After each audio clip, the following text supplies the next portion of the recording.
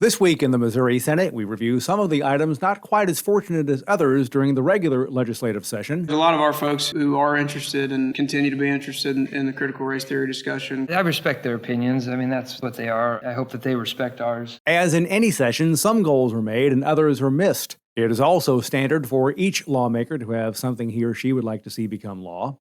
Missouri Senate Majority Floor Leader Caleb Rowden of Columbia says for him, 2 issues went without getting addressed this year.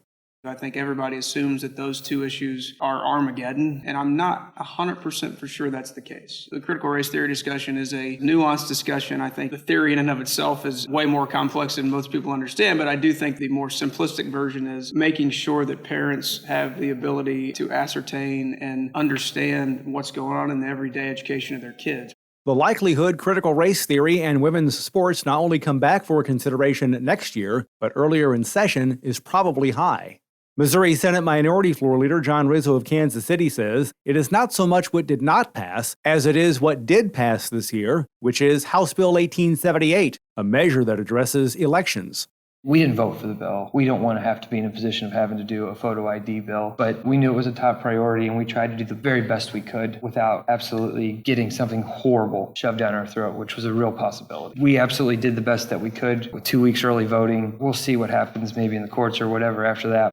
Some have started to question the Missouri Senate's effectiveness and have gone as far as to compare the upper chamber to the Missouri House of Representatives, while others say the Missouri Senate continues to be the same decisive body it has always been. Senator Rowden says he wants to continue to work with every senator on the biggest issues. The people who talk about the houseification of the Senate, I actually think have it backwards. In the House, you don't have to work your bill. You just offer an amendment. There's 77 amendments on a bill. Your thing's probably going to get on, and then you work your tail off to try to keep it on in conference. In the Senate, the people that work their bills, that do the work, that try to find the consensus, that knock on every door and dot every I and cross every T to get to the point where they can say, hey, we've worked our tails off to get to that place. 95% of the time over here, you're going to get there. Senator Rizzo adds there is a certain method to compromise. There's 10 of us. When I was in the House, I used to say the same thing. And I used to look over here and I'd be upset because I had personal bills that I really liked or didn't like, and I wish that they would have done more. When you get over here, you see how this place works, and you're really sitting in a room where there's one bill that is absolutely horrible. There's another bill that you can unfortunately live with. Those are the decisions we have to make. In the end, 60 Missouri Senate and House bills made their way to the executive branch this year.